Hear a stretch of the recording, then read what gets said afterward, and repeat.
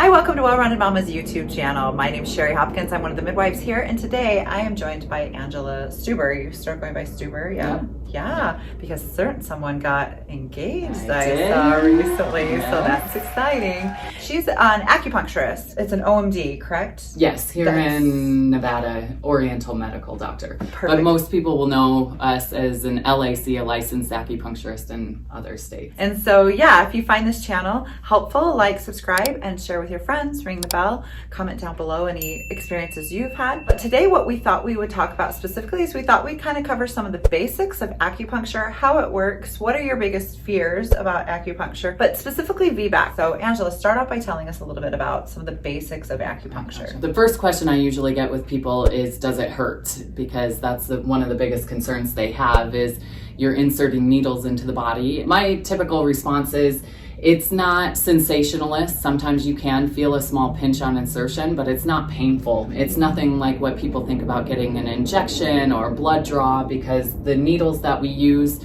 you can actually take about 10 acupuncture needles and fit inside a hypodermic needle. So we're not injecting anything or pulling anything out, so they're not hollow. And so they're much smaller and finer, and the pain that you feel, if any, is very minute. You know, you might feel that small pinch on insertion, but after the needles are in, most people don't feel much of a sensation around the needles at all. So that's a common concern. And then I think with pregnancy, VBACs, things like that with acupuncture, it's even heightened a little bit more because, hey, I'm pregnant. You know, should I see an acupuncturist? Should I not? Acupuncture is completely safe during pregnancy, all the way from beginning stages. We work with women trying to help get pregnant. Then once they're pregnant, maintaining pregnancy, so growth and development, and even helping prevent miscarriages. In that first trimester, morning sickness, obviously a big one that acupuncture can work really well for, and most OMDs like myself will use different types of herbs. I know you guys use herbs and stuff and essential oils, but also acupuncture. Second trimester, you know, we usually recommend, as long as they're doing pretty well, usually that's the high of the pregnancy. You know, we don't really see women all that much. I mean, women, you're welcome to do acupuncture every week, every day during pregnancy, but typically then there's no major reason that we need to see them during the second trimester, unless towards later, back pain, neck pain, that type of stuff, swelling. Third trimester, again, usually we start to see more hand swelling, feet swelling, maybe high blood sugar, high blood pressure. Those are all things that we can typically help with during pregnancy. And then the bigger thing is labor preparation. Our typical recommendation is for women to do weekly acupunctures leading up to labor and delivery. So my recommendation is typically starting somewhere around 36 weeks or so, at least doing weekly treatments leading up to labor and delivery, and then also postpartum. With the weeks leading up to that, you know, there can definitely, the research is showing that weekly treatments itself are helping. The women are reporting in those research studies that their labor and delivery is much shorter. And I think you guys have seen that as well with referring people, that the time that they're in labor usually is decreased. And then they also report that their overall pain during delivery is less, even just from acupuncture prior to delivery. So we look at using treatments for that, for basically prepping the body to have a smoother transition through labor and delivery. And one of the things we didn't mention was positions for baby. Sometimes that's a worry and a concern, so we've certainly sent Angela a lot of breech babies that we would like to see. Yes, and with breech babies, acupuncture is really well known for using moxibustion or moxa, like a herbal therapy that we burn, and it smolders kind of like an incense, and we use it over specific acupuncture points. And so a lot of times what we'll do, like with your clients and stuff that you might send over, they'll come, they'll do treatment, we'll do the moxa, and then we'll send you home with the moxa that you can continue for like the next 10 days, and then we follow up again. With breech, the sooner the better. 40 weeks trying to turn a baby, there's a lot less room. I do recommend, like, if you start to know that baby is breech, even sometimes at, 30 weeks, to even just come in and get treatment and start it then. So once baby flips, you can do the moxa at home just to even maintain that position there as development continues to occur. And bringing that up, how does it work? Why you put the needles, where you put them, and what it's actually doing? Yes, the basis behind acupuncture is obviously with the needles, you're creating a sensation that is triggering increased blood flow and increased nerve communication to an area. Things for like pain, so you have back pain, maybe we'll use local points so it automatically, as soon as you're breaking the skin surface, blood flow is going to the area, and we need blood to be able to heal. It also helps to calm the nervous system, so a lot of times in pain, that system's heightened. Yeah. And so blood flow, nerve communication, you'll hear us talk about chi or meridians,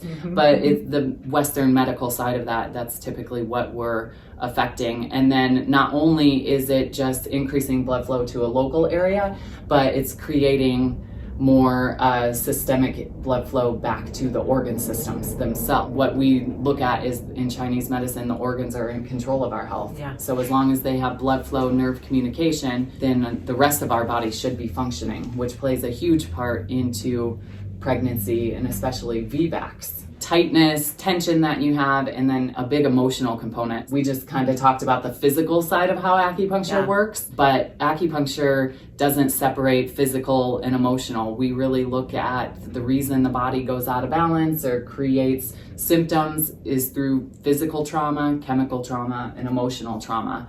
So we can have a physical trauma that creates an ailment. We could also have an emotional trauma that can create the same type of a health issue. When we're using the needles and directing blood flow and nerve communication back to the organs, it's not only affecting the physical aspect of us, but also the emotional, which I think that's probably number one thing most people say when they've had acupuncture is they feel more relaxed instantaneously. Sure. 80% of what we do is emotion. We spend so much time on the physical that's such a small portion of that. Would you have somebody come to you after they had the cesarean? At what point would they come see you for acupuncture if they were thinking about vaginal delivery in the future? Definitely after a C-section, seeing an OMD is really important. So I tell my patients that maybe I've already seen beforehand that are electing to have another C-section or for whatever reason maybe doing a C-section, that if they are already knowing that, come in as soon as they can after that delivery, because what acupuncture can do is there's kind of scar therapy treatment. You can help with actually the scar tissue there, help with healing the uterus. There's a therapy for both women that would be delivering C-section or vaginally is in Chinese medicine, we talk about warming the womb.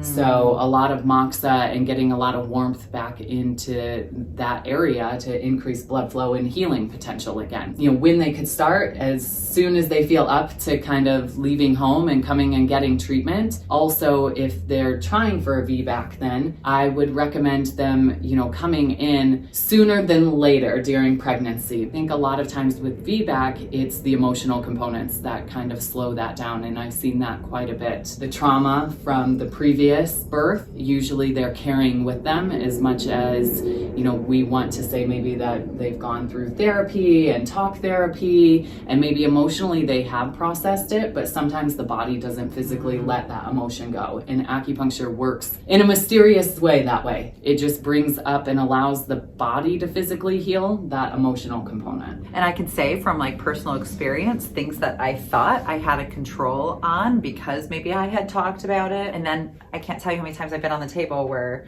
like Angela puts in the needles and then she leaves and I just like cry on the table and I don't even know why. I'm just like letting something go, and how I leave her office like I've kind of uncovered something that was maybe holding me back. And that's what a lot of times people will describe, and I let people know, is sometimes emotions will come up during treatment that we've thought we've handled, and there may not be anything else more that you need to do with it. It was just, that was your body's release. And many times, like you said, people kind of leave feeling like I'm lighter, like something's different, and we don't always need to pinpoint that. But I do think with VBACs, it definitely plays a factor into it because of fear. A lot of women going into VBACs have the fear that this is going to happen again, and they're wanting this natural birth and vaginal birth. but yet we still have this vision of what's happened previously. As I mentioned, we talk about the organ systems. Well, in Chinese medicine, the kidneys are in control of our hormones. And so we don't have estrogen, progesterone, testosterone, all of that in Chinese medicine. It's been around thousands of years.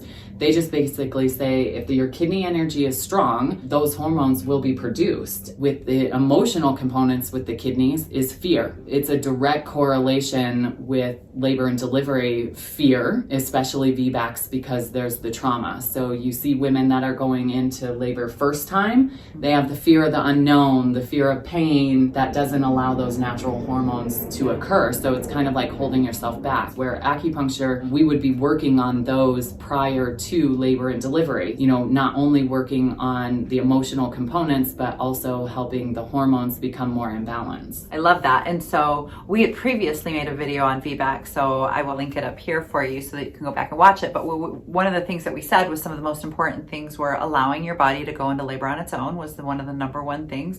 And then choosing a care provider that had faith in you and your ability to do that. The third part is being able to forgive yourself, move on, not hold on to this idea that your body somehow failed you, because we like blaming ourselves for things, right? So we kind of go, oh my gosh, this was my fault.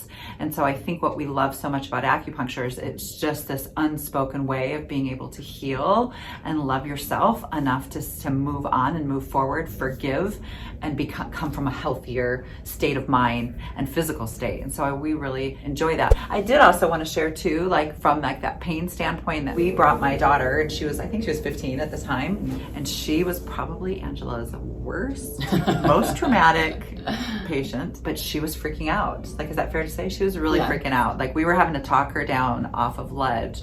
And as she's freaking out, Angela placed a needle, and then she was like, a needle's in me right now? I think human beings kind of work themselves up because they've had bad experience with needles, but it's super tiny, it's minuscule. I found it nothing but relaxing. So if you want to know more about VBACs or acupuncture, please let us know specifically what kind of information you're looking at. We've also considered going over to Angela's office. It's a lovely space, so you could really kind of see what the space looked like. We will link all of her information below so that you can reach out to her office directly. Anything else that you think that people should know about scheduling an appointment with you? The last thing is, I think sometimes women will call, like, I'm looking for induction, and there's a little bit of a misconception around that. If your body's not ready to go into labor naturally, there's no amount of, acupuncture that's just going to force this to happen. It really is more a labor support. So if your body's on the verge of going and it just is needing a little bit more help, it's going to give your body the energy that it needs to be able to make that process happen. The other part of that is they'll come in at 39 weeks in one treatment, they're going to go into